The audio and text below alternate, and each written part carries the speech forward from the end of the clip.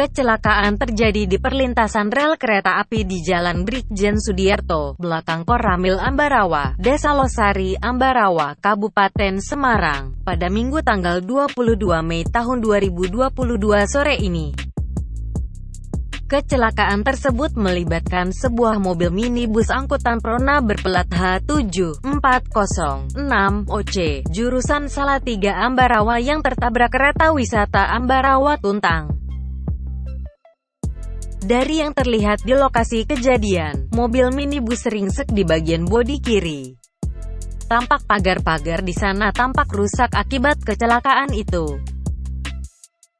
Berdasarkan penuturan saksi mata, yakni penjual angkringan di dekat lokasi, Fani Rahmawijaya, kecelakaan terjadi saat mobil minibus tengah melaju menuju lapangan besar Jenderal Sudirman, dan kereta api wisata melaju ke arah stasiun Ambarawa. Lanjut Fani, sopir mobil minibus sudah diteriaki kalau ada kereta lewat tapi tetap nekat melewati perlintasan, dan akhirnya tabrakan tak bisa dihindari. Diketahui, mobil minibus pun terseret sepanjang 50 meter setelah tertabrak kereta api. Tidak ada korban dalam kejadian tersebut selain sopir yang bernama Masud.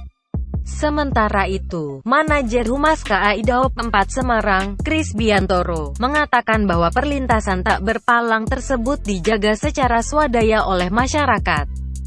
Ia menambahkan bahwa angkutan telah dievakuasi oleh kru kereta api dan dibantu oleh warga sekitar.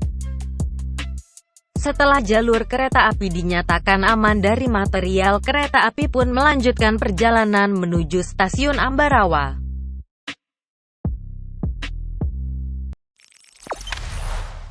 Jangan lupa subscribe, share, komen, dan like ya!